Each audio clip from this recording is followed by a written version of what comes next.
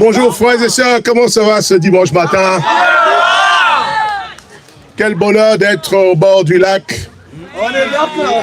Le lac de Césarée ou... Parce que Kevin a parlé de 153 poissons, j'ai failli aller vérifier de l'autre côté là pour voir. Parce que si ça tombe 153 poissons pile, alors là, Jésus revient bientôt, amen. Et c'est vraiment un honneur, un immense privilège. Je suis ému aux larmes. Hein. J'ai vu la semence de l'église de Paris, je crois, en 2014, si j'ai bonne mémoire, Sandra. Et quand je revois l'église de Paris aujourd'hui, merci chérie de m'avoir rappelé, le royaume, c'est vraiment une semence. Quand on la plante, elle est toute petite. Mais avec le temps, Jésus nous promet que cette petite semence devient comme un arbre dans lequel les oiseaux du ciel viennent se réfugier. Aujourd'hui, j'ai de très beaux oiseaux du ciel ici. De très beaux oiseaux du ciel. J'ai vu la semence, maintenant je vois les oiseaux. Les oiseaux de toutes les nationalités, de tous les horizons. Et des oiseaux qui vont redevenir des semences pour une plus grande moisson. Comme ça, un jour, il n'y aura pas d'arène ici capable de nous contenir. C'est le plan de Dieu et rien ne peut arrêter le plan de Dieu. Est-ce qu'on est d'accord avec ça, frère? Vraiment, Seigneur, merci pour la grâce d'être de retour à Paris et d'avoir avec vous Kevin et Sandra. C'est un énorme bonheur. Kevin et Sandra, ils sont spéciaux. Appelés par Dieu avec un cœur spécial, une onction spéciale pour notre génération. Depuis le temps que j'ai rencontré Kevin à Londres, jeune disciple, je savais qu'il y avait ce feu en lui et que Dieu allait l'utiliser pour faire des choses exceptionnelles. C'est la même chose pour Sandra. Je l'appelle affectueusement ma fille Sandra. Et lui, mon fils Kevin. Et je reviens, je vois ce que Dieu est en train de faire. Ça va être extraordinaire. Ne l'appelez pas Kevin. Hein, et voilà, c'est moi celle qui l'appelle Kevin, vous savez. Et vraiment, merci. Je suis fier de vous. Patricia et moi, on est tellement honorés d'être là aujourd'hui pour voir ce que Dieu fait à travers vous, à travers votre staff, tous les dirigeants de DB, les formateurs. Le royaume avance avec puissance dans le monde entier, frère. Le royaume n'est pas une idée humaine. Vous n'êtes pas dans un royaume passager qui est transitoire. Non, non, non, non, non, non, non. Vous n'avez pas changé de religion quand vous êtes devenu disciple. Vous êtes rentré dans une nouvelle civilisation, un royaume dont le but est de conquérir le monde. Amen. Et ce matin, c'est un honneur d'être votre frère en Christ. Partenaire dans le même évangile. Les chants sont peut-être différents, mais c'est la même mission, frères et sœurs. Nous allons gagner les nations. Amen. Nous allons gagner les nations. Je m'appelle Blaise Fumba. Et bien sûr, Papa Blaise pour... voilà. Pour ceux qui veulent m'appeler Papa Blaise. Je crois que je pourrais être papa pour plusieurs ici. C'est pour ça que je cache mon crâne avec moi. Voilà, et puis je mets des lunettes de soleil comme ça. Je suis cool aussi, comme tout le monde. Vous voyez? Mais je me laisse pas faire. Hein. Voilà. Maman Patricia et moi, Marceline, on est venus ici parce que mon beau-frère se mariait hier. Et puis là-bas, il sortait des nouvelles phases, les gens dansent. Puis on dit, Papa Blaise, tu as un peu des petites phases. Hein. J'ai dit, attention, si je me lève, vous allez tous s'embarrasser ici. Hein. Je vais me sortir les phases des années 80, 90, 2000, 2010, 2020. Et ça va dans tous les sens. Hein. Donc, vraiment, c'est un honneur d'être ici ce matin. Et quand j'ai pensé quand j'ai prié pour le sermon que je voulais partager avec vous, le Saint-Esprit m'a mis à cœur. De vous partager, vous savez, après 36 ans dans la foi, on pense plus à la transmission. Et on veut s'assurer que ce qu'on transmet est authentique. Parce que si on transmet quelque chose qui est biaisé, qui n'est pas l'original, on aura vécu pour rien, frères et sœurs. Et Paul dit à Timothée, dans 2 Timothée 2:2, ce que tu as appris de moi, transmets-le à des hommes fidèles. Pas capables. Des hommes fidèles d'abord. Capables ensuite de le transmettre à d'autres. Et en un seul verset, Paul entrevoit 4 générations de leadership. Première génération, moi, Paul. Deuxième génération, Timothée. Ce que tu as appris de moi, Paul, donc Timothée, deuxième génération, transmets-le à des hommes fidèles, troisième génération, qui seront aussi capables de le transmettre à d'autres. Paul, en un verset, nous révèle ce que parfois on perd de vue. La vie chrétienne ne s'arrête pas à nos petites luttes. La vie chrétienne ne s'arrête pas à nos petites quêtes de confort. Nous ne sommes pas le centre de la vie chrétienne. Tu ne te rends pas compte de ce que Dieu veut faire à travers toi. Et ce matin, quand ma tendre épouse partageait en parlant de Marceline, qui est son premier fruit à Abidjan, ça c'est dans les années, c'est en 1990 exactement, que Marceline a été baptisée à Abidjan. Et moi, ça faisait 4 mois que j'étais disciple, baptisé à Lagos au Nigeria. Ouais. J'ai fait des études de droit au Cameroun, après une maîtrise en droit, j'avais 24 ans. Et j'ai fait une maîtrise en droit des affaires et mon rêve, c'était d'aller aux États-Unis pour le grand rêve américain. Hein. Vous savez quoi? Manger des burgers et voilà, avoir beaucoup de dollars et conduire voilà, des belles bagnoles. Et puis surtout, aider ma famille et sortir ma famille de la pauvreté. C'était mon rêve. Dieu merci, il a toujours un rêve plus grand que ton rêve. Dans mon rêve a été phagocyté par le rêve de Dieu. Pendant que j'étais en quête de l'Amérique, Dieu m'a attrapé quelque part à Lagos. Et j'ai été baptisé frère et sœur. Et 3 mois avant mon baptême, je sentais que Dieu voulait de moi. Mais je ne savais pas très bien comment. J'ai commencé à fréquenter les dénominations évangéliques pour prier et tout. Je ne savais pas très bien comment il fallait appréhender ce Dieu-là, que je ressentais profondément avait besoin de moi. J'ai commencé à lire la Bible sans bien comprendre quelque chose. Et frère et sœur, 3 mois plus tard, j'ai été évangélisé à Lagos, mais vraiment, ce n'est pas par hasard que quelqu'un est venu vers toi. De la même manière qu'un ange a envoyé Philippe sur le chemin de Gaza pour rencontrer l'eunuque éthiopien, le frère ou la sœur qui t'a rencontré a été dirigé vers toi par un ange.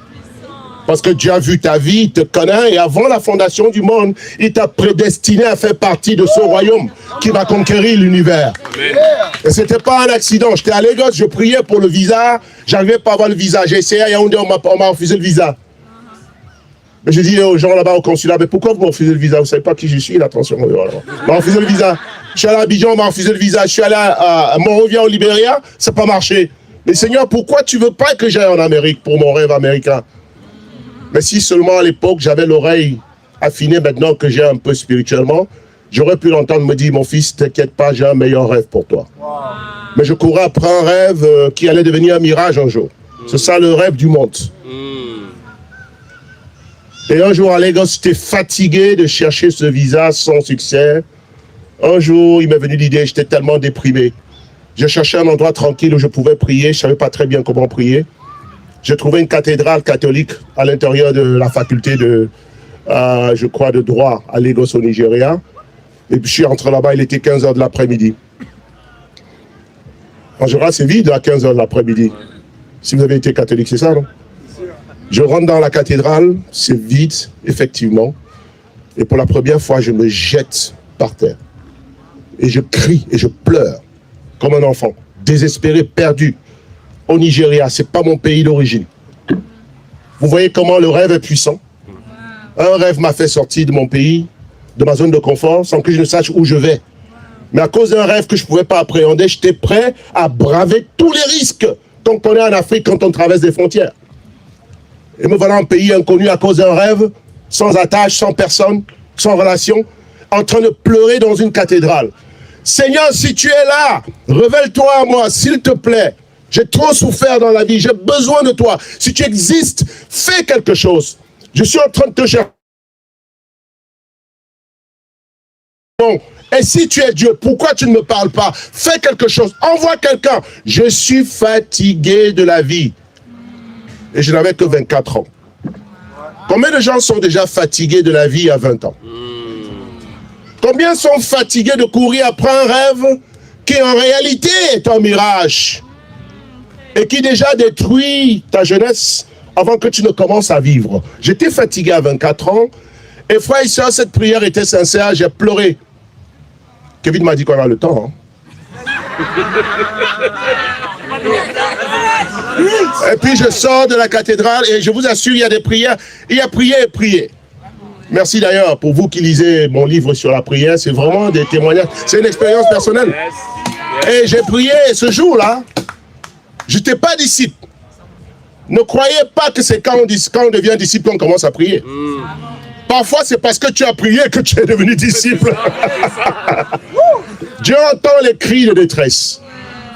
Et je sors de cette cathédrale, je sens une joie qui me remplit le cœur sans que j'ai rencontré Dieu, je n'ai pas entendu. Et dès que je sors de la cathédrale, il y a une ruelle devant la cathédrale qui t'amène vers le portail du campus. Je vois deux jeunes qui viennent vers moi comme ça, tous souriants. Et moi, je regarde derrière moi, je me dis, ben, c'est pas moi, je n'ai pas une tête de quelqu'un qui invite à sourire, là. Je suis déprimé. Puis je regarde, il n'y a personne, je regarde, ils me regardent comme ça, ils sourient. Et quand j'approche, ils viennent vers moi, ils me bloquent la voie. Bonjour. Ils sont remplis de joie, ils sont tout le contraire de ce que je suis. Ils ont à peu près mon âge, mais ils sont heureux, ils sont zélés. Je m'appelle James, my name is Charles. We're coming from London. We just started a church over here in Lagos. We want to come to be part of a Bible discussion over here. Ben, ces garçons sont bien. J'étais seul. Je les ai suivis à cause de leur enthousiasme. J'ai participé à ma première discussion biblique à Lagos. Et je suis arrivé sous un arbre comme celui-ci, avec à peu près une dizaine de disciples, mais qui étaient tout le contraire de ce que j'avais vu chez les religieux. Ils étaient jeunes et ils connaissaient tous la Bible. Et chaque fois qu'on dit « ouvrez la Bible en sophonie », tout le monde sait où c'est, sauf moi. Et voilà. Puis je croyais que j'étais chrétien. On dit sophonie, je fais sophonie, tout le monde dit on va t'aider, on va t'aider. Et j'étais orgueilleux, j'ai dit moi, alors laissez-moi trouver sophonie. Avant que j'arrive à sophonie, ils ont fini la discussion biblique. Moi je me la donne. Mais c'était ça, à peu près, l'atmosphère. Et puis après, la communion fraternelle, les sandwichs surtout, n'oubliez jamais les sandwichs. Hein. N'oubliez pas ce qui suit là après, là, le repas physique. Et puis la communion fraternelle après. Et puis tout le monde vient me faire la collade et tout. Mais on m'avait jamais autant embrassé de ma vie. Je manquais d'affection. Et en une discussion biblique, j'ai eu tellement d'affection que je me suis pris à croire que j'étais une petite star là, du Blaise. Tout le monde voulait passer du temps avec moi. Je dis mais dis donc, mais c'est moi qui me néglige là. Mais enfin, je suis pas mal. Alors, ils ont pris randonnée avec moi. Vous savez comment ça se passe, non? Si tu manges ce pain, tu manges cette banane, tu fais cette communion fraternelle, tu vas finir dans l'eau du lac là, baptisé. 2 semaines plus tard, le 26 mars 1990, j'ai été baptisé dans le royaume de Dieu. Amen. Et quand je pensais au sermon que j'allais partager ce matin, parce que je suis en mode transmission depuis quelques années, et je suis d'ailleurs en train d'écrire, vraiment beaucoup écrit. J'ai déjà à peu près une vingtaine de manuscrits. Parce que j'ai souffert du manque de bouquins, de matériel disponible en français pour ma propre croissance spirituelle. Donc j'ai dû apprendre l'anglais pour lire les livres spirituels. Mais je veux dire que l'expérience chrétienne en Afrique et dans le monde francophone doit être partagée. Nous avons des choses à dire. Si tu as passé 30 années dans un domaine et que tu n'es pas devenu expert, tu as vraiment un problème, quoi. Tu joues au foot 30 ans, tu ne seras pas Messi, mais tu peux marquer comme Dembélé un peu. Hein. Comme ça. Si tu chantes pendant 30 ans, Yannick, même si tu n'es pas Michael Jackson, tu vas avoir de l'expertise. Ce que tu fais répétitivement pendant 30 ans te donne une certaine expertise avec toute humilité. Amen. Donc après 36 ans, je crois que nous avons des choses à dire. Et le deuxième livre en chantier. Et il portera sur les profondeurs de nos richesses en Christ. La profondeur de nos richesses en Christ. Parce que j'ai souffert de ça. J'ai prêché, je suis rentré dans le ministère en 91. Implanté des églises partout en Afrique, voyagé dans le monde entier. Et en 2003-2004, j'avais une église de 2000 personnes. Je prêchais des messages, tout le monde était inspiré, mais moi j'étais vide à l'intérieur. Je portais un fardeau dont moi seul je ressentais le poids. Je ne pratiquais pas un péché connu, ce n'était pas à cause du péché connu. Parce que ce qui nous alourdit parfois, ce n'est pas forcément le péché. La Bible parle de distraction aussi. Des choses qui nous alourdissaient. Moi, c'était le vide Après avoir passé tout ce temps avec le Christ, j'avais à peu près 18 ans dans la foi, mais je ne connaissais que les principes élémentaires de la foi. Même les bébés, à un certain moment, doivent passer du lait à la nourriture solide. Et quand tu pousses des dents et que tu continues que de boire du lait, tu vas commencer à avoir des déficiences sur le plan alimentaire. Tu vas ressentir sur ta croissance et tout, tu vas avoir des problèmes. Et à ce moment-là, je prêchais que l'évangile. L'évangélisation, prêchons, allons-y, faisons des disciples, faisons des disciples. Oui, absolument, il faut faire des disciples toute sa vie. Mais pendant que tu fais des disciples, qu'est-ce que tu manges? Qu'est-ce que tu manges? Qu'est-ce qui te soutient? Et j'étais vide. Encore, je suis allé pleurer chez Dieu. Seigneur, il y a quelque chose qui ne va pas. Quand je lis Paul, quand je lis Pierre, ils ont un épanouissement, il y a une certaine joie qui se dégage de leur vie que je n'ai pas. Je me sens vide. Je commence des églises, je baptise chaque année, mais j'ai l'impression de porter un fardeau qui est plus lourd que moi. Où est la joie de la vie chrétienne? Et ce jour-là encore, Dieu s'est révélé à moi. Après ce moment, l'Esprit Saint a commencé à me montrer les profondeurs de la grâce dans la Bible. Où Dieu a commencé à me montrer, cher fils, tu n'es pas un ouvrier dans ma maison, tu es un héritier. Wow. Amen. Tu n'es pas un ouvrier, tu n'es pas un esclave, tu es un héritier. Connais-tu ton héritage? Je vous pose la même question ce soir, cet après-midi. Tu as été baptisé, amen, tu es rentré dans la famille. Mais quel est le contenu de cette grâce que Dieu t'a donnée? Et ce matin, parce que je ne sais pas quand je vais revenir vous voir, et d'ailleurs, Kevin et moi, on a fait un pacte, je dois revenir assez souvent. Je me suis dit, bon, ok, allons-y, qu'est-ce que j'ai appris en 36 ans? Je vais vous donner un peu aujourd'hui une idée de ce prochain bouquin pour vous inciter à plus de profondeur dans la quête, dans l'exercice qui consiste à découvrir l'héritage que nous avons reçu au baptême. Tout le monde est prêt pour ça aujourd'hui? Que Dieu me bénisse et ait pitié de moi parce que ce n'est pas une entreprise facile, mais j'y vais. Alors, on y va, on va prier. Père, révèle ta gloire à ton peuple. Éternel, nous ne sommes pas ici par hasard ni par coïncidence. C'est le fruit de ta direction. Merci parce que tu nous as mis ici aujourd'hui, Seigneur, pour partager les merveilles de ton royaume. Fais tomber les écailles de nos yeux. Papa, aide-nous à arrêter de travailler comme des ouvriers et des esclaves. Aide-nous à réaliser, papa, que nous sommes des héritiers. Avec un héritage que rien ne peut détruire, papa aura des armées, une identité que papa Satan ne peut détruire. Mais mon peuple périt par manque de connaissances. Ouvre nos yeux aujourd'hui, papa, sors-nous de la zone d'ignorance et donne-nous le travail avec la puissance du Saint-Esprit. Merci pour Kevin, Sandra et tous les frères et sœurs qui travaillent d'arrache-pied pour l'avancement de ton royaume ici à Paris. Que ton nom soit béni. Au nom de Jésus. Amen. Amen. Eh bien, le titre de mon message... Je vous ai dit, je parle beaucoup. Hein, ouais, ici. Nouvelle création. Et le livre va être intitulé Les trésors, the glorious riches of glorious riches in Christ. So, nos merveilleux trésors en Christ. J'écris en anglais pour que vous sachiez, puis je le traduis en français. Nouvelle création, 2 Corinthiens 5, verset 17. Vas-y. Ah, on se croirait dans le jardin de Gethsemane ici. Hein. Souvent, on n'est pas trop en contact avec la nature. Hein. Ça, c'est puissant, ça. 2 Corinthiens 5, verset 17. Si quelqu'un est en Christ, il est une nouvelle créature. Les choses anciennes sont passées, voici toutes choses sont devenues nouvelles. L'idée que j'avais avant de rentrer en profondeur dans l'évangile, c'était qu'en réalité, quand Christ est venu sur la terre, c'était pour nous aider à être meilleurs. Je pensais qu'en devenant disciple, Jésus m'avait réformé, m'avait aidé à devenir meilleur, m'avait restauré de ma première nature d'homme pécheur. Je n'avais rien compris. C'est pas ça le point. Ici, c'est clair. Jésus dit, si quelqu'un est en Christ, il est une nouvelle créature. Ça veut dire qu'en réalité, c'est pas Adam en toi qui a été réformé quand tu es devenu disciple. C'est une nouvelle création qui a été faite. Et dans ce sens, il y a eu 2 créations. Le premier avec l'Adam physique, le deuxième avec le deuxième Adam. D'ailleurs, la Bible appelle Jésus le second Adam, le dernier Adam, le second homme.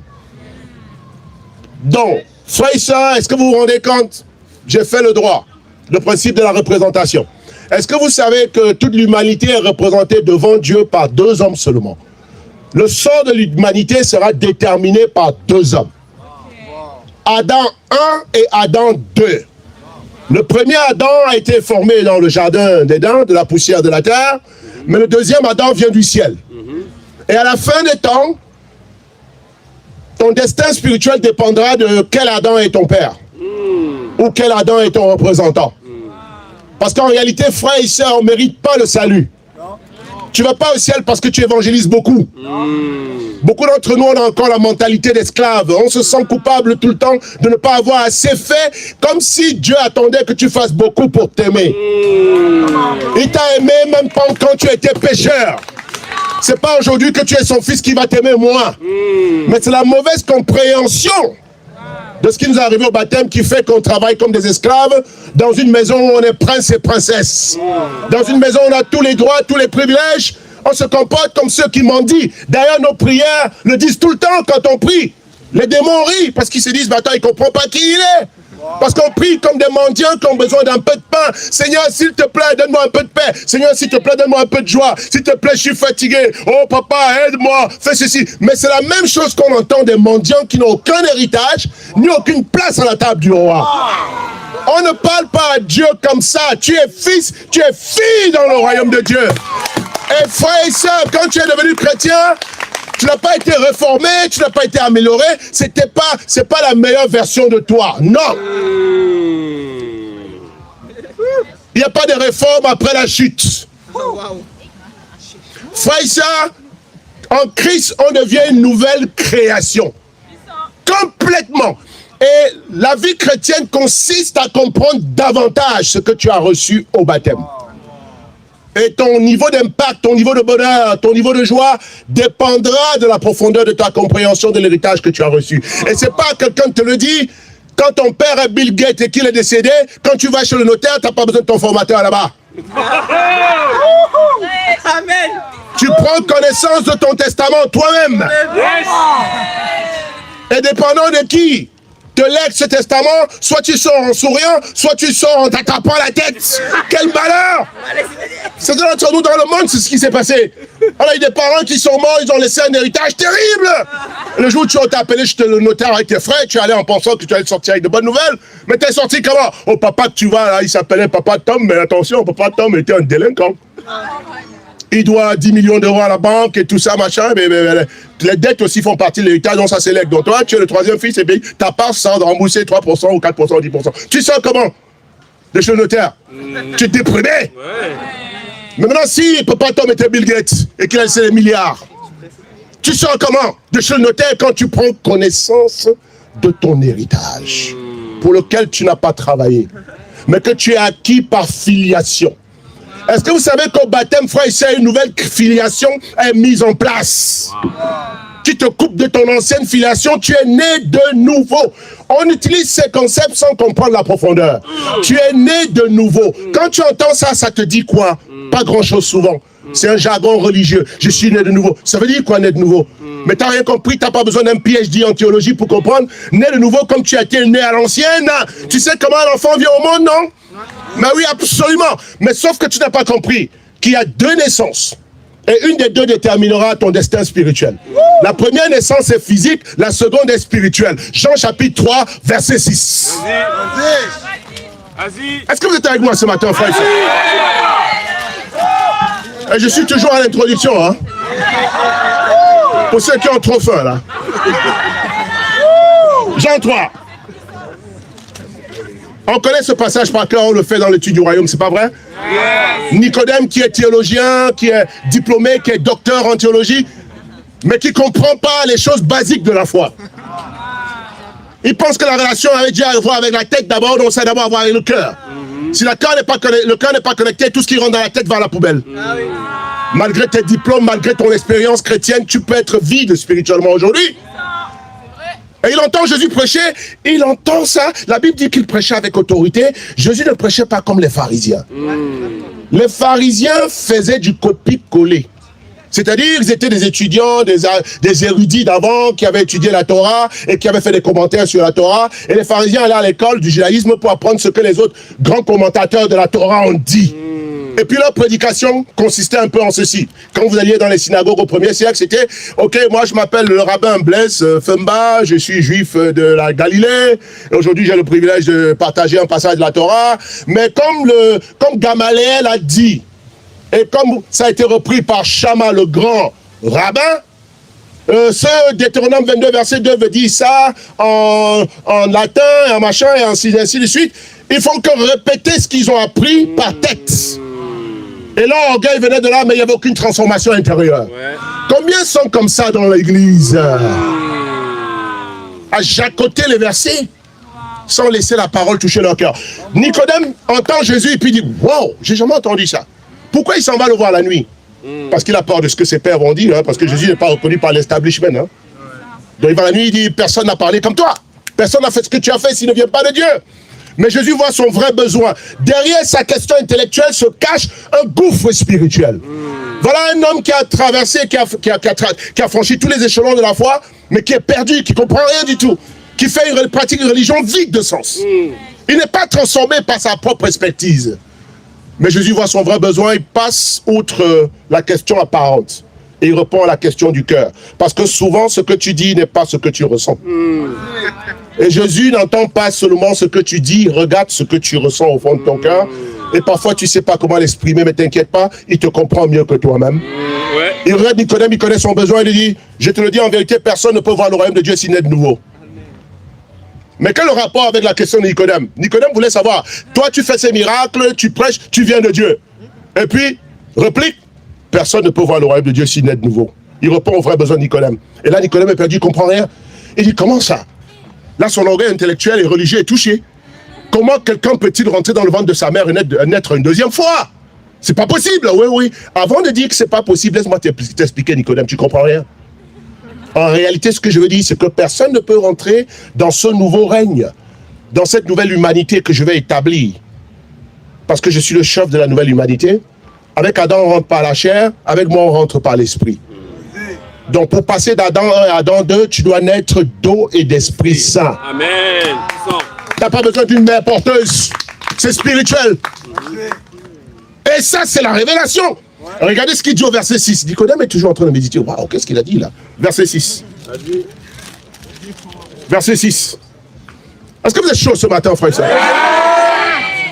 À Paris, on est toujours chaud. Hein? Je regarde vos vidéos en ligne et tout. Les baptêmes dans la Seine et tout. Vous êtes fous à Paris, quoi. Il y a une révolution qui a commencé ici. Hein? Je suis allé à la place de la Bastille l'autre jour. J'ai failli mettre un drapeau du royaume là-bas. Dire ici. C'est pas le 27,29 juillet 1830. C'est le 27,29 juillet 2015 ou 14. La révolution commence à Paris ici. Bon, on va pas aller sur ce sujet. Jean 3, verset 6. Qu'est-ce que Jésus dit? Waouh! Ce qui est né de la chair est chair. Et ce qui est né de l'esprit est? Comment vous comprenez ce passage? Ça, c'est la clé.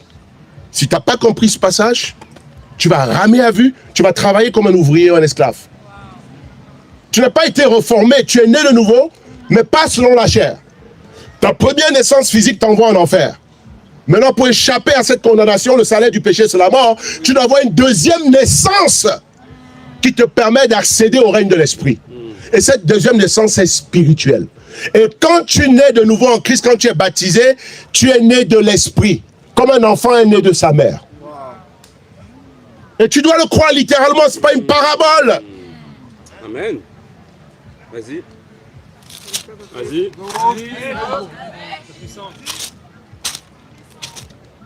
Fresh, bro. Frère et sœurs, Moïse a écrit la Bible, les 5 premiers livres de la Bible. On était en 1446, donc de Genèse à Apocalypse. Ça a dû prendre à peu près 1500 ans d'histoire pour écrire toute la Bible de Genèse à Apocalypse. Cette révélation est importante même pour Dieu. Est-ce que vous savez combien de temps ça a pris à Dieu pour faire l'univers? Avec toutes ces galaxies et ces trillions d'étoiles. 6 jours.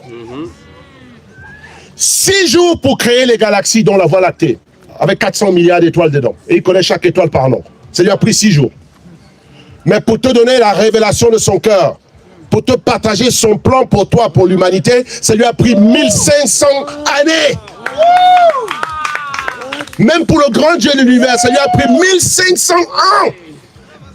Il n'a pas pu nous donner la Bible de Genèse à Apocalypse en un jour. Come on. Parce que l'histoire de la rédemption ne se fait pas en un jour. Donc arrête de vivre le christianisme spontané de McDo de un jour. Un jour dedans, un jour dehors. On te voit aujourd'hui disciple, demain quand on te revisite ici, tu seras dans les rues de Paris en train de faire n'importe quoi. Tu n'es pas de passage ici.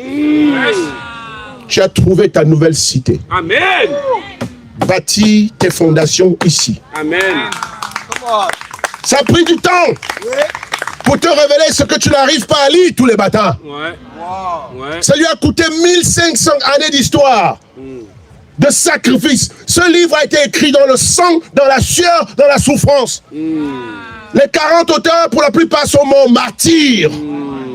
Parce que chaque lettre, chaque verset leur a coûté une existence physique, frères et sœurs. Les sacrifices d'animaux, il y a eu des millions d'animaux sacrifiés pour que tu comprennes le sens de la rédemption.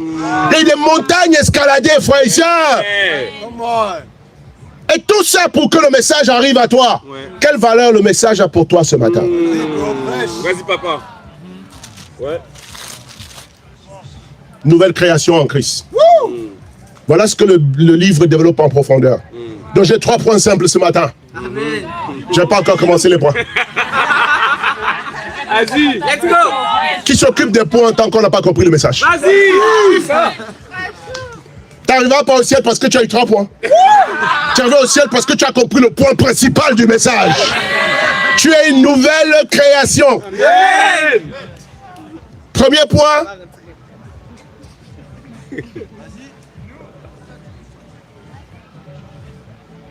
Vous voulez savoir le premier point? Oui.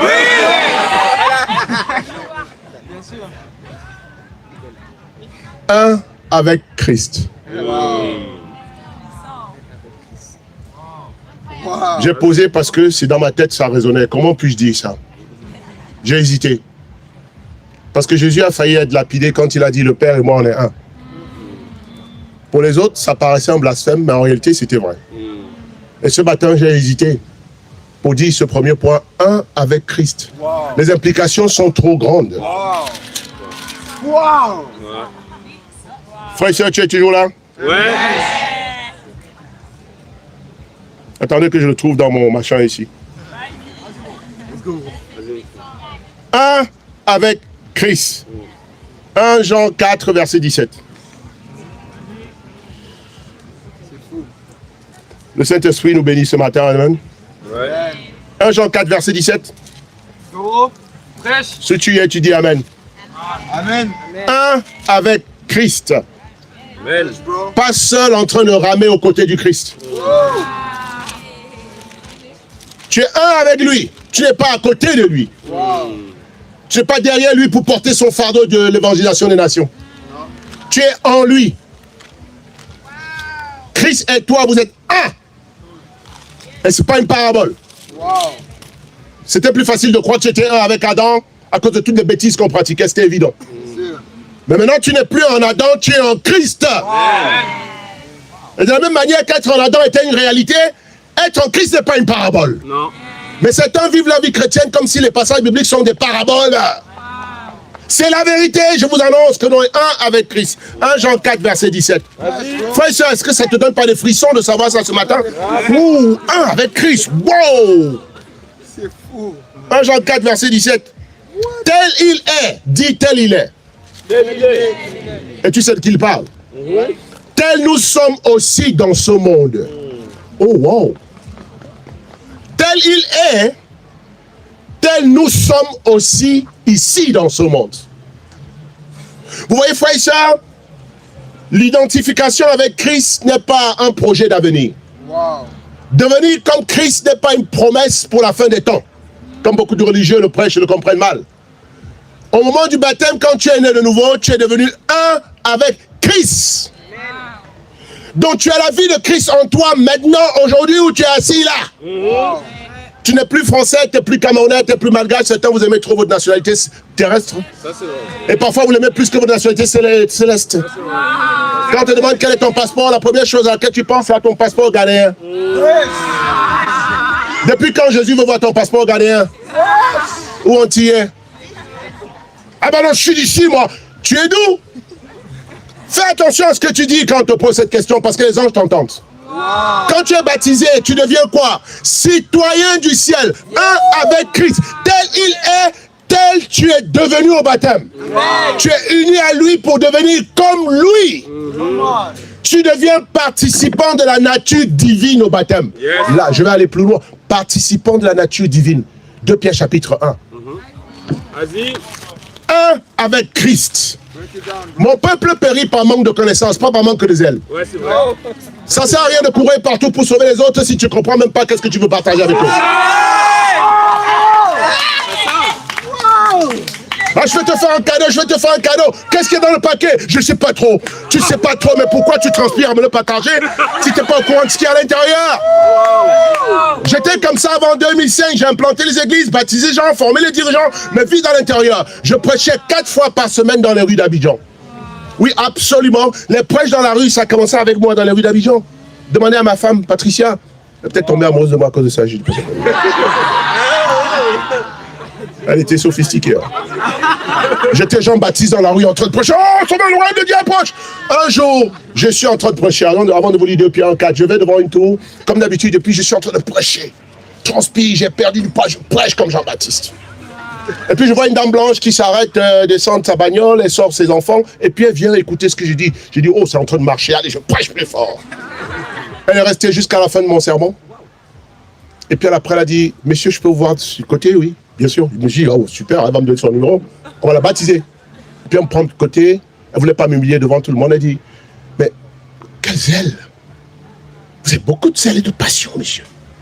C'est extraordinaire, je me suis rapproché pour voir ce que vous disiez, mais ce que vous disiez était intéressant, mais il y a autre chose qui m'a un peu dérangé. Je regardais dans vos yeux, votre attitude. Vous avez l'impression, j'ai l'impression que vous êtes vide. Que vous souffrez. Vous avez une grande souffrance intérieure. Pardonnez-moi de vous dire ça. Mais il y a du zèle, mais on a l'impression qu'à l'intérieur, c'est pile comme une prophétesse. Mais comme elle venait de France, je ne crois pas au prophète. En France, il n'y a pas de prophétesse. Il y en a d'ailleurs nulle part dans le monde entier. Et puis je suis rentré chez moi brisé. Tu peux prêcher comme un esclave et ignorer l'héritage extraordinaire qui t'appartient. C'est pour ça qu'on tombe dans la foi après. Parce que qui veut porter ce fardeau pour de bon? 2 Pierre 1.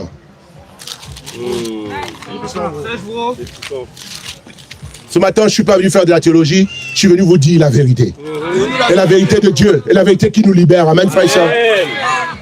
2 Pierre 1, versets 3 à 4. Qu'est-ce que la Bible dit ici? Comme sa divine puissance nous a donné quoi? Tout ce qui contribue à la vie et à la piété. Beaucoup d'entre nous, on attend encore que Dieu nous donne. Et toutes nos prières montrent qu'on est au sujet. Comment peut-on te donner ce que tu as déjà reçu? Sa divine puissance nous a donné. C'est pas sa divine puissance nous donnera. Donc arrête tes prières au futur. Donne-moi, donne-moi. C'est déjà fait. Yes. Si Dieu t'a déjà donné le Christ, c'est le pain qui n'a pas pourvu. Sa divine puissance a donné tout ce qui est nécessaire à quoi? À la vie et à la piété. C'est-à-dire, même ta vie physique est couverte par ta nouvelle identité. Amen.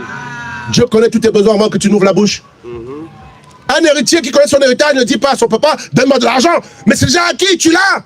T'as un compte, t'as une carte, t'as un numéro PIN. Et peut-être que tu manques d'intelligence pour retenir 4 chiffres. Mais c'est à toi. C'est déjà fait. Prie comme un héritier. Arrête de prier comme un esclave. Parce que même Satan t'entend.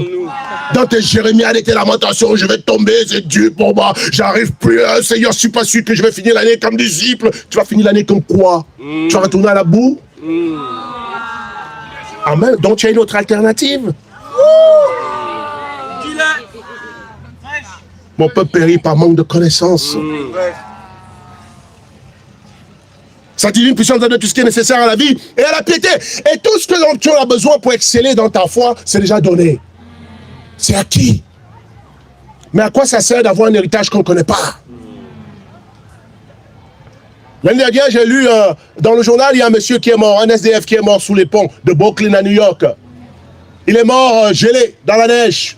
Parce que vous savez, les SDF à New York, ça ne partage pas. J'ai vécu aux États-Unis 10 ans. Ça ne partage pas l'hiver. Comme ici en France aussi. Si tu n'as pas un abri, eh bien, tu es mort là.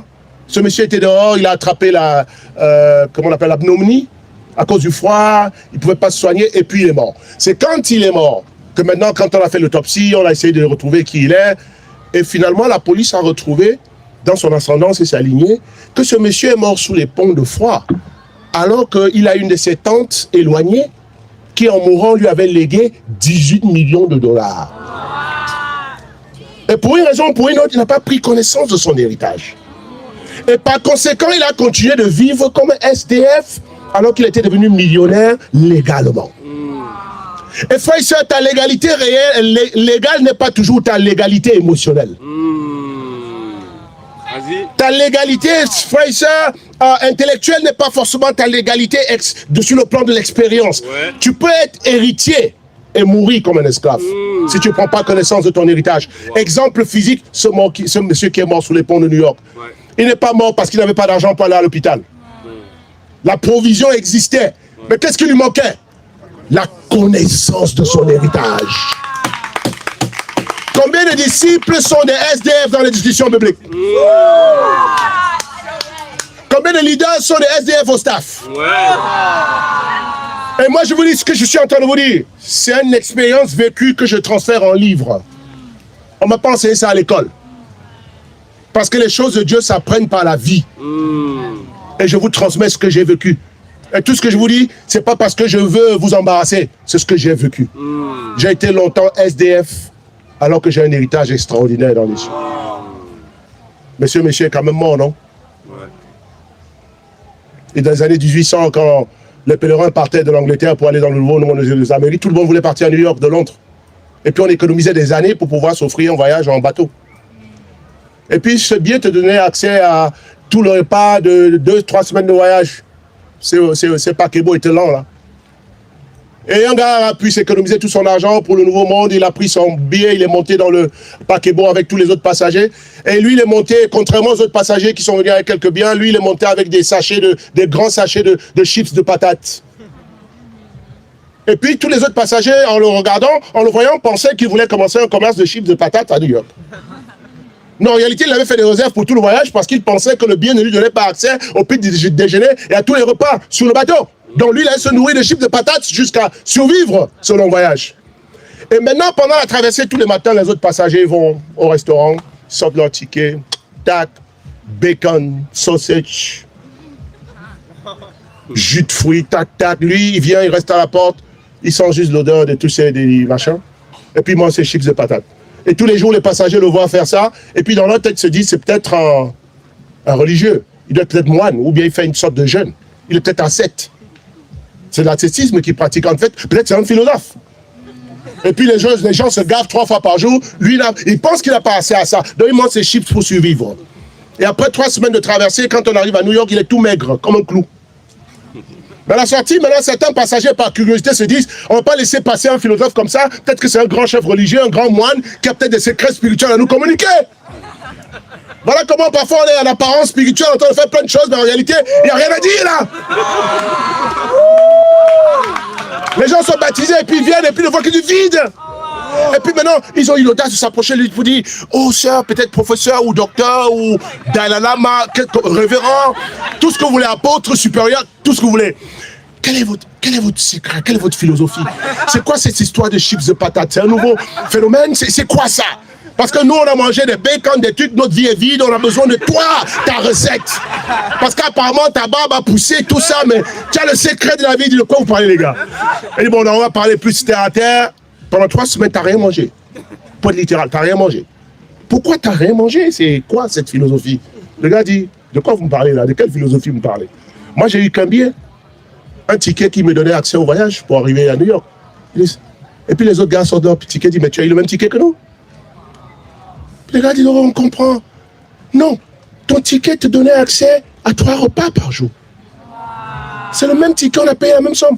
Le gars trappe sa tête. Mais maintenant, c'est trop tard, il faut descendre. Combien de disciples vont arriver à destination comme ça?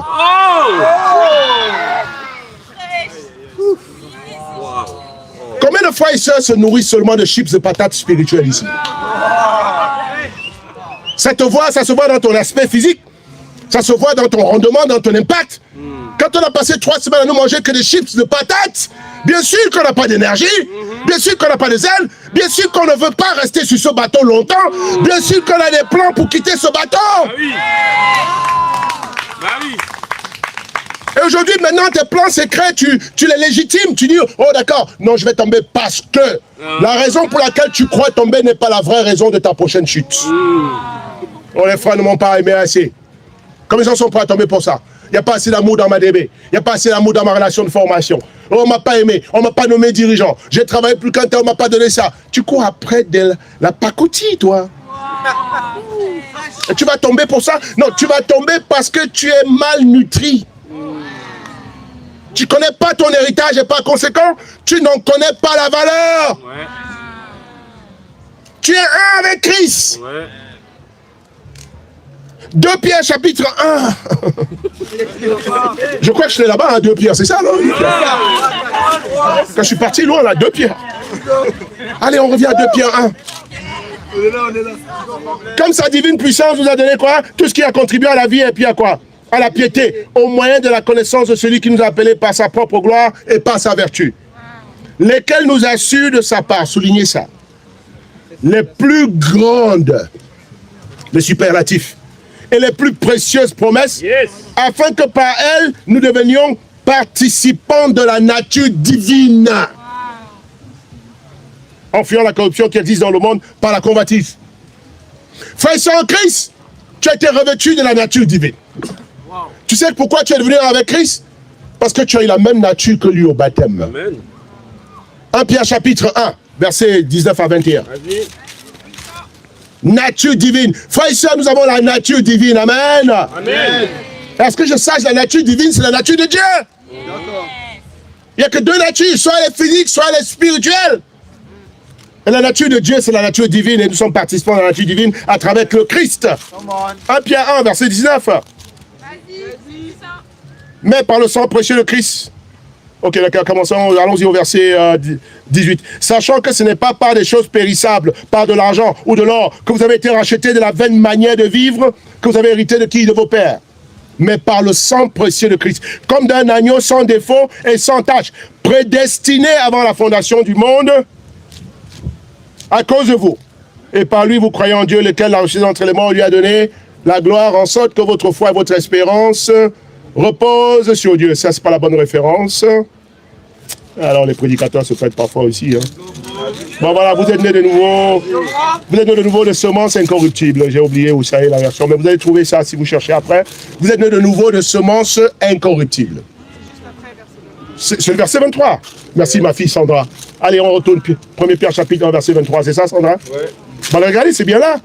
Puisque vous avez été régénérés, bien sûr. Au baptême, on est régénéré. Dis, je suis régénéré. Je suis régénéré. Dis, je ne suis pas réformé. Je ne suis pas réformé. Je ne suis pas amélioré. Je suis pas amélioré. Je suis régénéré. Et en grec, régénéré veut dire deuxième genèse. Ça veut dire tu es né une deuxième fois au baptême. Je suis régénéré par l'ingénésia en grec. Non pas par une semence quoi? Corruptible, parce que la première génération était corruptible. C'est pour ça qu'on meurt, qu'on souffre, qu'on tombe malade. Mais au baptême, on a été régénéré, cette fois-ci par une semence quoi? Incorruptible. Donc par opposition à la première semence, tu as reçu au baptême une deuxième semence qui est une semence quoi? Incorruptible. Par la parole vivante et permanente de Dieu. C'est pas la parole que tu as étudiée avant de devenir disciple là? Oui. Eh bien au baptême, tu as reçu le Saint-Esprit, la nature de Dieu.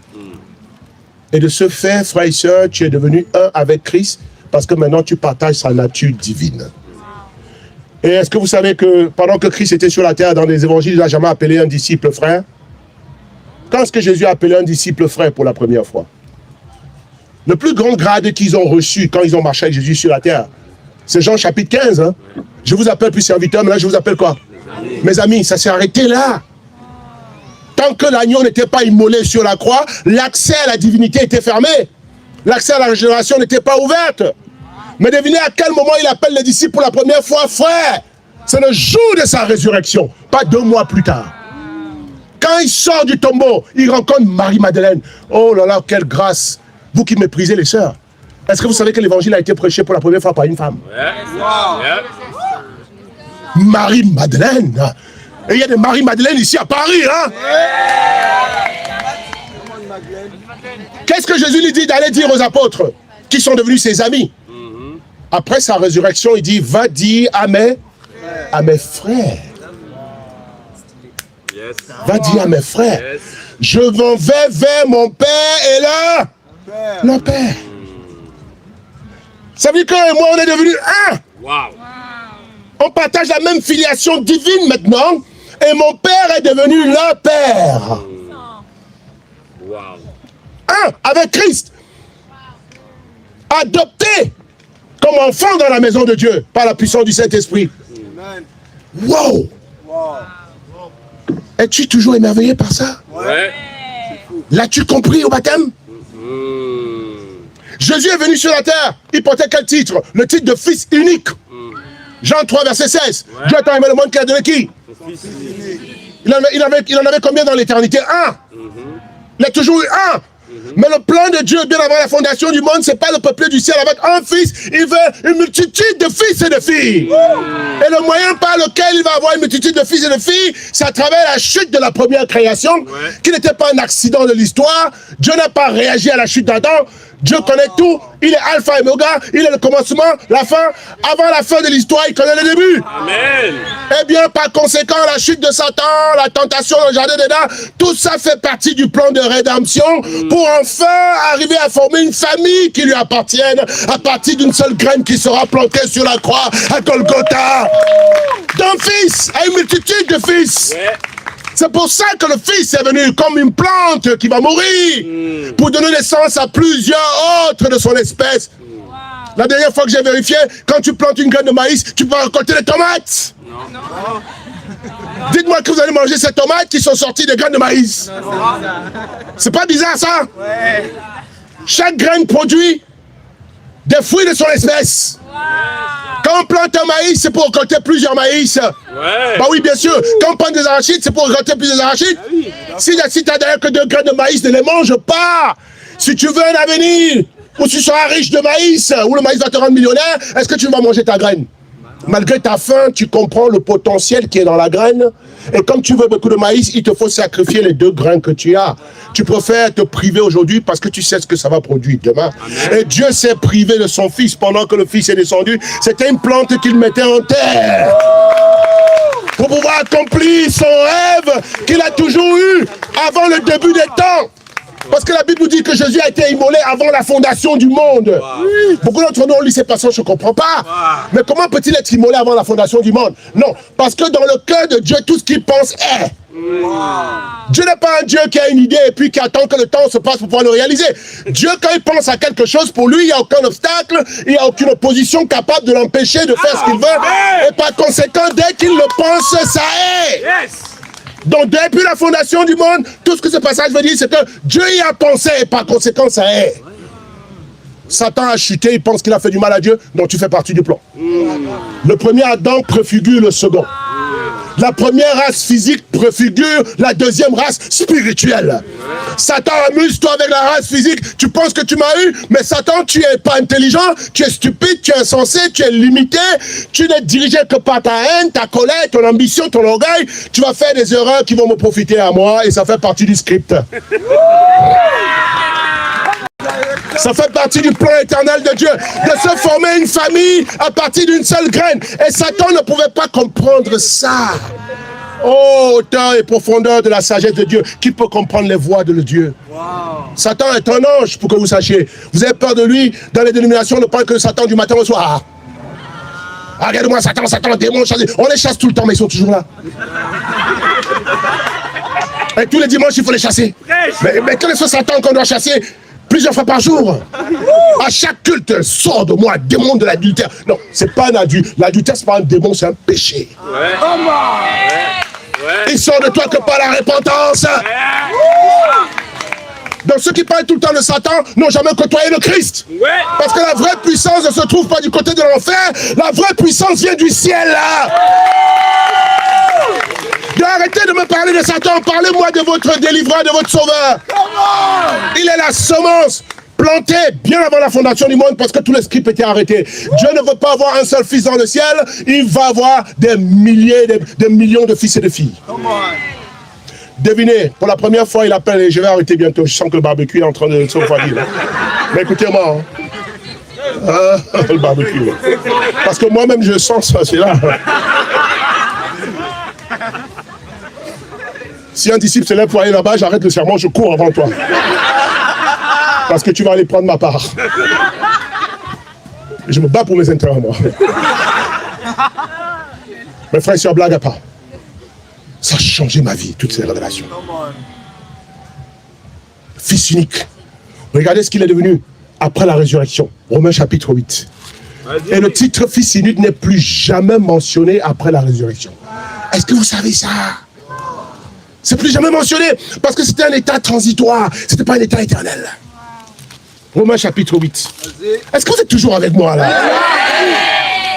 On est tellement là. Romains 8. Verset 29. Après la résurrection, regardez ça. Frères et sœurs, qu'est-ce que Paul écrit ici? Bien sûr, nous savons déjà que toute chose concourt au bien de ceux qui l'aiment. Amen. Mais verset 29. Car ceux qu'il a connus d'avance, il a fait quoi? Il les a aussi prédestinés à être semblables à qui? À l'image de son fils. Afin que son fils, lui, devienne quoi? Le premier-né entre qui?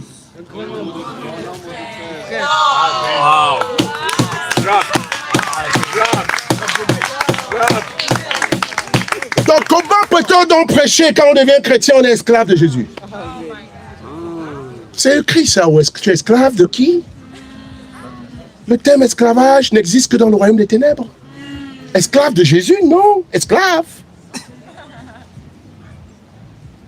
Et c'est tellement profond de comprendre ça, parce que le début de ton impact et de ta liberté, c'est là dans la connaissance de ton héritage.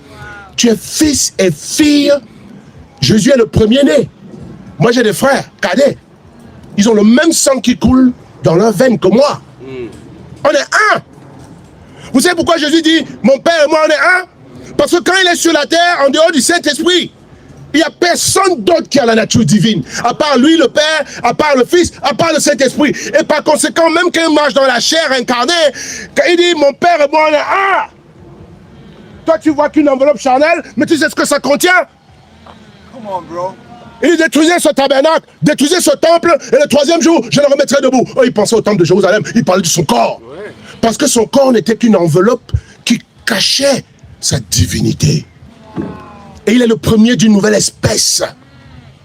De la même manière que le corps d'Adam cache son âme et son esprit, et il doit retourner à la poussière, il y a un nouvel homme qui est descendu du ciel, qui nous ressemble en tant que descendant d'Adam, mais qui en réalité vient avec une nouvelle sémence. Il vient du ciel. Et par conséquent, même dans la chair, il peut dire, mon Père et moi, on est. Ok, parfait. Maintenant, après sa résurrection, il dit, Sandra est ma sœur. Depuis quand tu as une sœur, s'il n'y a pas eu une naissance dans ta famille, ou un processus d'adoption. Kevin est mon frère. Anthony est mon frère. Et je suis le premier-né parmi un grand nombre de frères. Est-ce que tu figures parmi ces frères? Si tu as été baptisé comme disciple, applaudis-toi ce matin, frère et sœur. Tu es le frère de Jésus. Tu es la sœur de Jésus. Vous avez le même Père. Romains chapitre 8, on reste à chapitre 8. Je vais finir. Moi, je suis pas long quand je prêche, hein, c'est très rapide. Moi, je n'ai pas dit beaucoup de choses, j'aime pas faire ça. Regardez ce que la Bible nous dit au verset 16. 16, un des meilleurs versets, des groupes de versets dans la Bible. Révolutionner ma vie. L'Esprit lui-même rend témoignage à notre esprit que nous sommes quoi? Serviteurs de Dieu? Non. Esclaves de Dieu? Non. Ouvriers de Dieu? Non. Enfants de Dieu? Comment? Or, si nous sommes enfants, nous sommes aussi quoi? Héritiers. Il ne s'agit pas de Bill Gates. Il ne s'agit pas de Jeff Bezos. héritier de celui qui a fabriqué cet arbre qui t'abrite.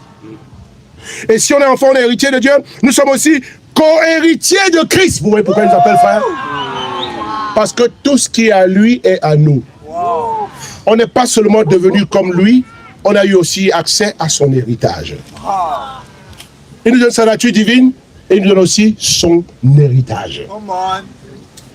Et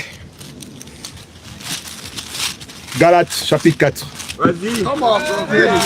Eh bien, je ne viens pas souvent à Paris, non, je vous donne tout le paquet là. Heureusement qu'il n'y a pas qui sont assis sur les fenêtres qui vont tomber comme un tige dans le lit des actes et puis mourir. Et puis on a plein de jours où tu tombes dans cette canicule, on ne pourra pas te sauver. Alors reste. Mes frères et sœurs, c'est incroyable.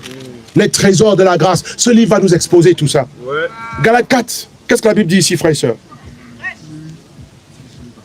Verset 6 et 7.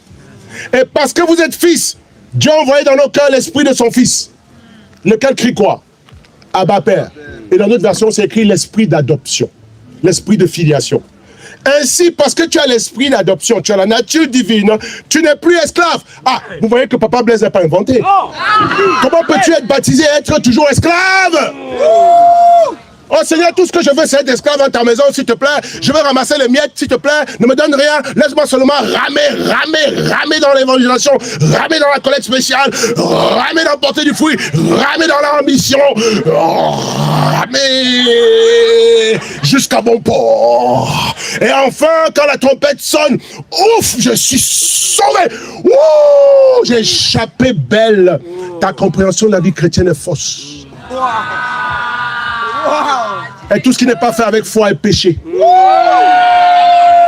Donc, croyant faire tout ce que tu fais, tu es en train de pécher contre Dieu et contre ta conscience. Tu es en train de mentir sur Christ. C'est pour ça qu'il est mort sur la croix. Quand tu regardes ta vie chrétienne, est-ce que c'est pour ça qu'il est mort sur la croix?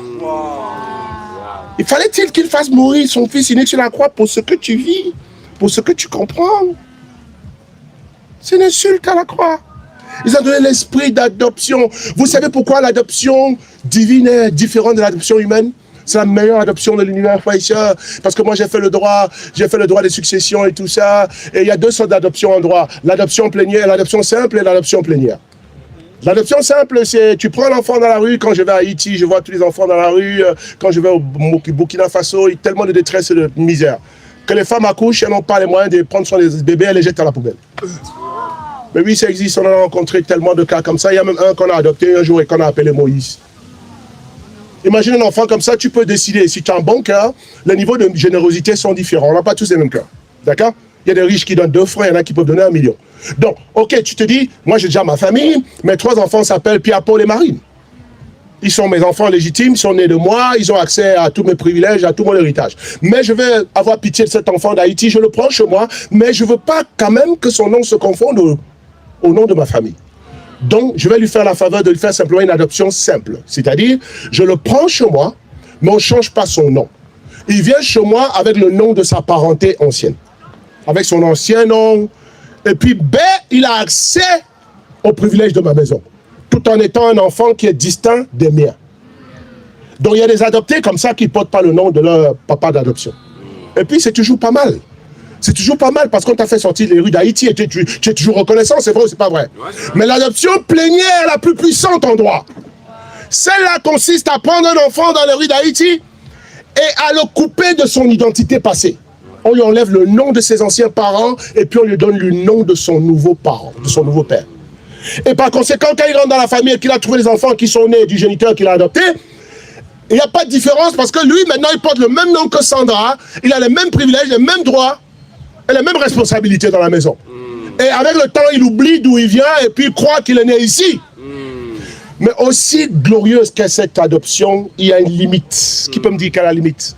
Cet enfant ne se sentira jamais comme ses 3 frères et sœurs nés dans cette maison. Qui peut me dire pourquoi? Pourtant, il porte le nom, il a le même héritage, mais il n'a pas le même sang. Applaudissez-vous, frères et sœurs. Regardez-moi ça. Et parce qu'il n'a pas le même sang, il ne peut pas développer les mêmes traits physiques, c'est pas vrai? Ouais. Quand il sort, on pourra reconnaître au vu des anges et des hommes, on dira, oui, vous êtes frère et sœur, comment ton passeport? Maintenant, tu t'appelles Kelly, mais Kelly,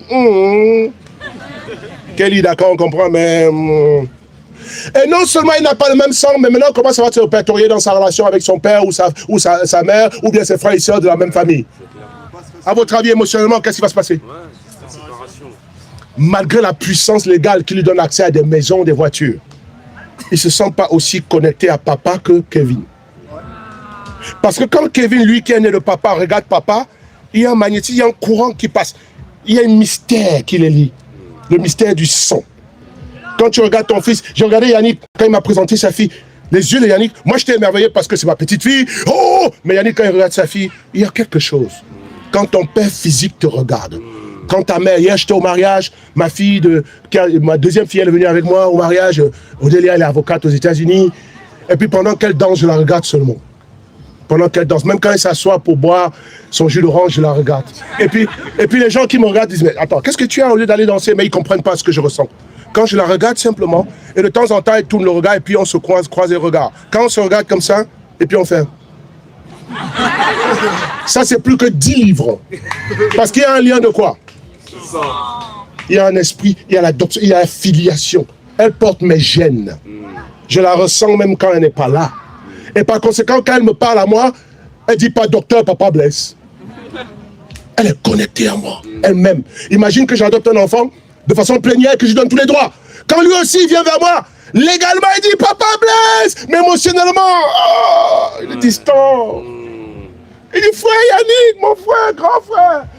Oui, mais je ne sens pas ce que Natacha ressent parce qu'ils sont du même père, de la même mère. Des limites. Ouais. Mais vous savez, quand Dieu nous adopte, il écrase et il enlève cette limite. Amen. Ouais. Non seulement légalement on est adopté au baptême, mais Dieu fait un miracle qu'aucune adoption humaine ne peut faire. Après nous avoir adoptés légalement, il fait descendre en nous ses traits génétiques par son esprit. Il plante sa nature en nous au baptême pour que nous ayons la capacité, comme ce passage le dit, de l'appeler Abba, Père. Pourquoi le Saint-Esprit a eu besoin de dire le même mot 2 fois? Abba, en araméen, veut dire quoi? C'est le mot que l'on utilise pour son papa. C'est un terme d'affection. C'est pas seulement père, c'est papounet. Ton père présent dans la République, quand toi tu vois ton papa, est-ce que tu dis papa? Oui, tu peux le dire comme ça, mais parfois tu as un autre nom, plus. Papounet, papoucha, papouchien, non. Mais regarde le lien émotionnel. Un enfant adopté ne peut pas ressentir ça. Mais en Christ, cette barrière a été détruite pour que tu ne te sentes pas étranger dans la maison de Dieu. Question. Est-ce que tu jouis de ta relation avec ton Père comme Jésus jouit de sa relation avec son Père? Sinon, tu dois le régler aujourd'hui un problème. Comment peux-tu te sentir distant d'un Dieu qui t'a déjà adopté et dont tu portes les gènes? Et son but, c'est de te faire ressembler à Christ. C'est pas seulement t'adopter. Ça veut dire que quand les anges te regardent, ils disent, hey, voilà le petit frère de Jésus. Hey, salut petit frère de Jésus. Tu as dit, c'est qui? Il dit, ah non, tu ne sais pas. Parce que Satan aime attaquer ceux qui ne connaissent pas leur héritage. Comme les 7 vices de Séva. Si tu as toujours des luttes, devine pourquoi tu as toujours des luttes. Parce que ton attitude et tes prières révèlent à Satan que tu ne connais pas tes droits, tu ne connais pas ton héritage. Donc quand tu pries, t'écoutes, il dit, qu'est-ce qu'il dit là? Oh papa, je suis comme un ouvrier. Comme la parabole du fils prodige. Le deuxième fils était fou. Il est parti avec sa part d'héritage, il a dépensé le prostitué. Mais le premier fils, il est resté à la maison. Il était fidèle. Oh, on peut être fidèle sans jouir de l'héritage. C'est ceux-là qui souffrent, mais en obéissant. Qui sont là du 1er au 31, qui ne sont pas tombés dans la foi, qui n'ont jamais été restaurés, mais ils sont là légalement bien présents, mais émotionnellement distants. Au point où quand le deuxième frère vient pour être restauré, qu'on est en train de faire la fête de barbecue, comme on le fait pour nous aujourd'hui, là. Lui, il est rempli de plein d'amertume et de réticence. Et l'amertume n'est pas née au moment où il voit son frère faire la fête. Cette amertume était cachée en lui. Dans son obéissance servile à Dieu, comme si Dieu était un marchand d'esclaves. Et maintenant, quand il voit son fils, celui qui a été débauché faire la fête, il se dit, mais il n'y a plus de justice ici dans cette maison. Moi, j'ai été fidèle, j'ai pas péché. Pourquoi lui, on ne le punit pas? On lui met les sandales, on lui met la bague. Pourquoi? On ne me nomme pas, on ne m'envoie pas en mission, je ne me marie pas. Pourquoi? Et puis on vient dire au père, ton premier fils, il ne veut pas participer à la fête parce qu'il est triste. Et le père laisse la fête pour aller le voir. Hé, fiston, qu'est-ce qu'il y a? Dis, comment ça, qu'est-ce qu'il y a? Regardez ce qu'il a dit. Peut-être qu'en français, c'est pas bien traduit. Il dit, toute ma vie, I was slaving for you. Il n'a pas dit, I was working for you. Il n'a pas dit, I was serving you. Il dit, I was slaving for you. I've slaved for you all these years. But your son, this one, il ne peut même pas le toucher. Ce corrompu. Le pervers. Il est allé, il a dépensé, tu as bien une famille, et il vient, tu le tues un chevreau, et puis il dit, moi, j'ai slave pour toi toutes ces années. Bon, j'ai francisé ça. J'ai slave pour toi. On va utiliser ça dans l'église, mais on slave pour toi. Oh, ouais. Tu slaves pas dans les temps de formation, tu te slaves pas dans l'évangélisation, tu te slaves pas pour de la collecte, tu slaves pas. La vie chrétienne est l'expression de ton héritage. C'est pas un travail, c'est pas une activité. Non. I'm slaving for you, and you never kill a goat for me. Père, je faisais tout ça pour toi, tu as jamais tué un chevreau pour moi. Mais lui, là, il est venu avec tous ses péchés, qui a fait ça pour lui. Le père est sidéré par son ignorance. Le père pensait que le gars savait ce que lui sait. Et tout ce que le père lui a répondu, c'est quoi? Fils, tout ce que j'ai est à toi. Ça veut dire, si tu voulais un chevreau, C'est toi! qui t'a dit que tu avais besoin de permission? Mais c'est pour toi tout ça!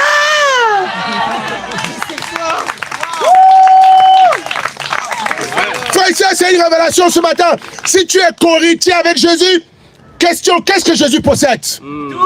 Il a dit, tout ce que mon Père a est à moi. Et si tout ce qui est le Père est à Jésus et que tu es co-héritier de Jésus, ce matin, j'ai quelque chose à te dire qui paraît un blasphème. Tout ce que Dieu a t'appartient. Amen. Et Dieu ne se dédie pas, Dieu ne peut pas mentir. Son intégrité détermine la capacité de Dieu de rester Dieu. S'il n'est plus intègre, s'il peut mentir, c'est fini. Dieu ne ment pas. Tu es son fils, tu es sa fille, ma grande, ma fille, mon fils. Arrête de pleurer. Pourquoi souffres-tu pour rien? Tu es héritière. Le vrai problème, c'est pas que tu n'as pas. Le vrai problème, c'est que tu ne sais pas ce que tu as. Et celui qui ne sait pas ce qu'il a va se comporter comme celui qui n'a pas. Et ça fait combien d'années que tu vis comme ça? Et certains, si vous êtes encore aussi pour entendre ce message, vous avez ramé jusqu'à ce message. Mais à partir de ce message, arrêtez de ramer. Amen. Tu es libre, tu es héritière. Si tu as besoin de chevaux, ne va pas à Dieu dire, Seigneur, donne-moi un chevaux. Mais tu l'as déjà. Qu'est-ce qu'il dit dans Luc 10? J'ai fini avec Luc 10. Je ne vais pas faire les autres points parce que c'est long. Qu'est-ce qu'il y a dans Luc 10? Un avec Christ. Luc 10, verset 17 à 19. On va finir avec ce passage. Amen, on arrive au terminus. Amen, frère et soeur. Par la grâce de Dieu, quand je reviens, je vous ferai les deux autres points. Il ne faut pas donner trop de nourriture à quelqu'un qui a été affamé pendant des mois. Il risque de ne pas le digérer. Luc 10. Et on est terminé, amen. Verset 17 à 19. Allez, on y est, frère, ici, on y va. Ah, Seigneur. Les 70 revinrent avec joie, disant, Seigneur, les démons même nous sommes soumis en ton nom. Vous voyez comment on se sent quand on comprend quel héritage on a? Jésus leur a dit, je voyais Satan tomber du ciel comme un éclair. Non, c'est déjà réglé l'histoire. Vous êtes joyeux là, pourquoi? Parce que moi, j'ai réglé ça depuis la chute de Satan. Voici, vous comprenez par sa chute, quand je suis arrivé ici, je vous ai donné le pouvoir de faire quoi? De marcher sur les serpents et sur les scorpions et d'écraser toute la puissance de l'ennemi. Rien ne pourra vous faire du mal. Amen. Donc, le Père et moi, nous sommes un, Jésus l'a dit.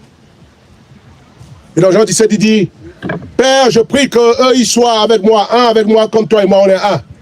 Toi en moi, moi en eux. Pour ceux qui ont fait les mathématiques. Ça veut dire quoi ça? Parfait. Dis-le fort, frère. Transitivité.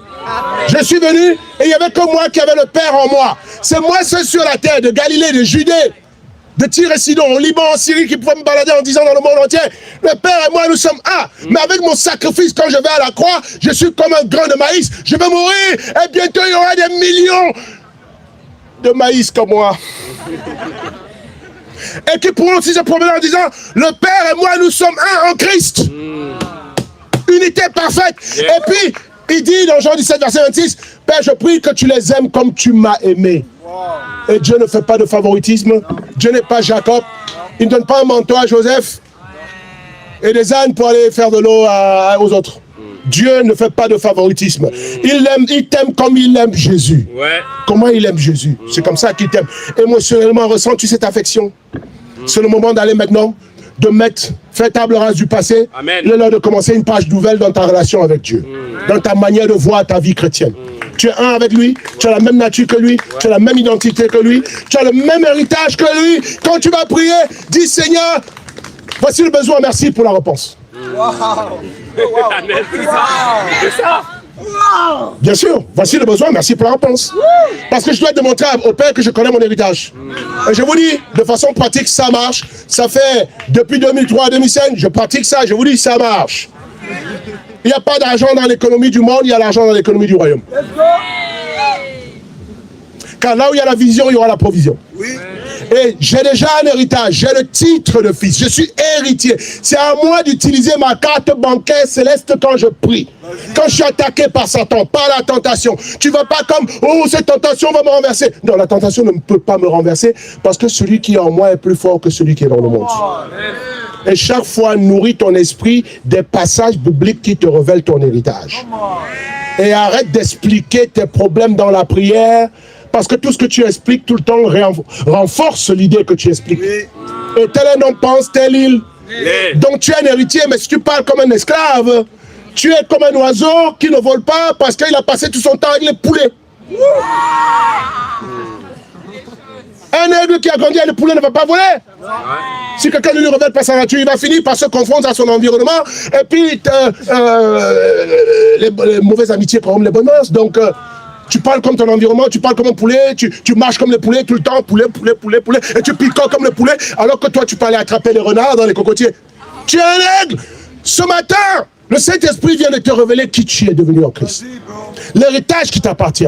L'autorité que tu as contre l'adversité. Seigneur, ouvre cette porte. Et Jésus n'a pas dit, prie à moi, dis-moi, oh, s'il te plaît, il dit, quand tu es face à une montagne, pourquoi tu dois dire... Non, ta prière doit être l'exercice de ton autorité. Yes. Tu peux dire à cette montagne, c'est pas ce qu'il leur a dit? Yes. Il n'a pas dit appelez-moi à la rescousse, il a dit, dis à cette montagne, ôte-toi de là et jette-toi dans la mer, et si tu crois dans ton cœur que cela est fait, cela se fera. Parce que la foi, c'est l'assurance des choses que tu espères. Mais maintenant que nous, quand on est face aux montagnes, qu'est-ce qu'on fait? Jésus, viens me sauver! Jésus, tu es où? Pourquoi tu tardes? Je vais tomber bientôt si tu viens pas. Tu m'exerces ton autorité. Yes. C'est ça. C'est Moïse qui a fendu la mer avec le bâton. Lui aussi là. Seigneur, les Égyptiens vont nous tuer. Mais arrête de crier. Qu'est-ce que tu as en main? C'est pas les émotions qui donnent la puissance à la prière. Ce que Dieu a dit à Moïse, arrête de crier, tu me déranges dedans là. Et ils ont fait la même chose dans la barque quand ça chavira avec Jésus. Jésus dit, oh Jésus, ne vois-tu pas qu'on peut? Tu es quel genre de sauveur? Tu ne sauves pas. Tu as arrêté, c'est Jérémie. Et quand il ouvre les yeux, qu'est-ce qu'il lui fait? Il crie pas, il dit, tempête, arrête-toi. Et puis il se recouche. Moïse, arrête de crier. Qu'est-ce que tu as en main? Un bâton. Et le sceptre dans la Bible est la représentation de l'autorité. Car le Messie viendra avec un sceptre. Le sceptre, c'est l'autorité de Dieu. Dieu dit, moi, je t'ai tout donné, mais toi, c'est pas à moi d'ouvrir la main. Toi, tu es comme moi, tu deviens comme moi, tu as l'héritage. Exerce-le. Prends ton bâton. Moi, je dis, ah bon? Ok. Les gars, calmez-vous, arrêtez de pleurer là-bas. Là. J'espère que ça va marcher. Hein. Puis surtout, Dieu dit, vas-y, fils, tu peux le faire. C'est moi qui t'ai dit. Tu as l'autorité sur les choses, les dominations, tout ça, tu peux le faire. Si ça se passe pas, ils vont me lapider. Arrête de douter, je t'ai dit. C'est le doute qui va arrêter le processus, pas l'absence de puissance. Parce que sans la foi, il est impossible de me plaire.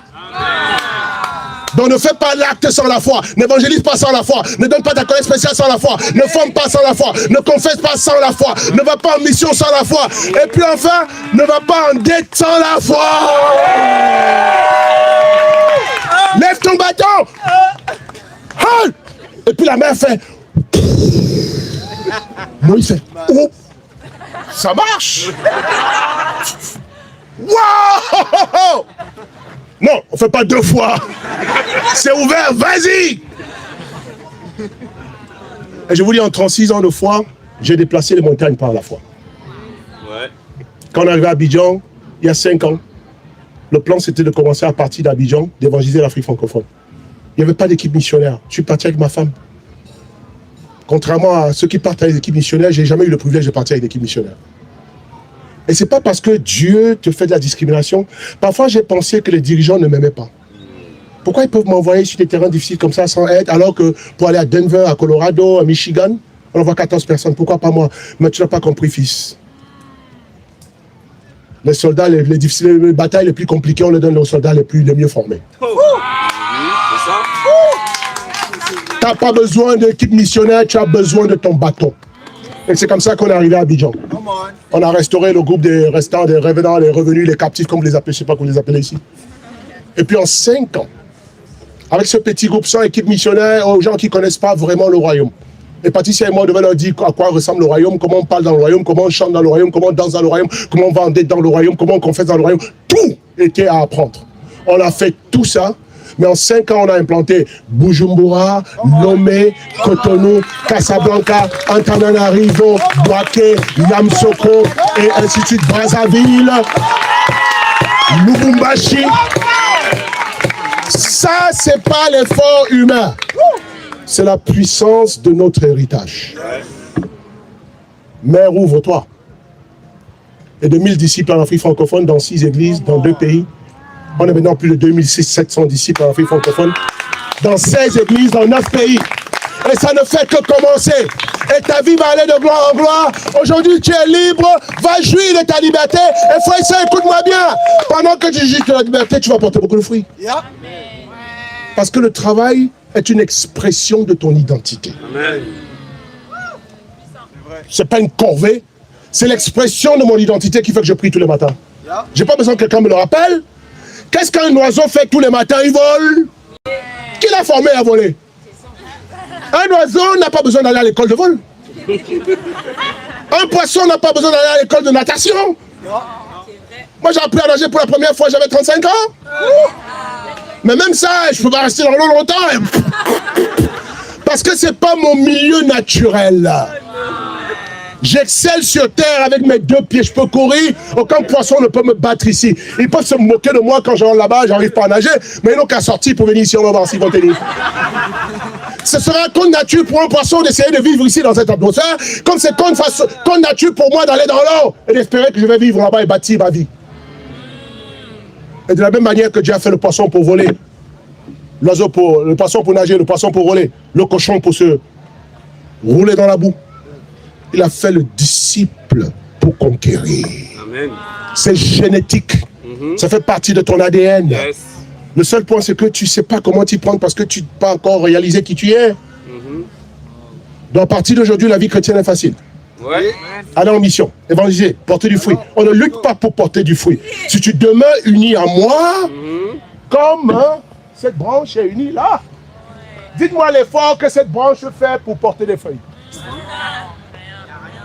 Imaginez que tous les matins, cette branche lutte pour se connecter au tronc. Oh, tronc, s'il te plaît. Oh. Je me sens pas comme si je dois prier. Ce matin, je lutte avec ma vie de prière. What the heck? Parce que c'est pas possible. Tout ce qu'il fait, il est connecté. Ouais. Le tronc fait tout le travail. Les racines qu'on ne voit pas, c'est invisible. Ça nourrit le tronc, la sève monte. La branche, tout ce qu'elle a fait, c'est de rester connectée. Elle jouit d'un fruit qu'elle n'a jamais semé. Puis la sève passe par elle, et puis elle est là, oh, et puis tout le matin, les fleurs, les fruits. Et puis on dit, wow, qui a porté les fruits? La branche. Ceux qui ont la vision limitée, c'est la branche, bravo la branche. Comme ceux qui portent du fruit, et puis quand ils viennent ici le matin, on dit, bravo toi, tu as porté du fruit. Puis... porter le fruit plus que toi, Angélique. Moi, je suis fructueuse, t'as pas fructueuse. Moi, non, non. Regarde bien, c'est pas toi. La branche va jusqu'au tronc. C'est le tronc qui porte du fruit à travers toi. Donc, allez au culte, bravez la canicule, donnez la collecte même quand on n'a pas d'argent. Nous, on n'a pas besoin d'argent, on n'a pas besoin de voir pour savoir qu'on a. Donc, nous, on a parce que c'est notre devise, c'est la foi par les yeux. Donc, on a toujours, parce que Dieu pourvoira toujours. Ok.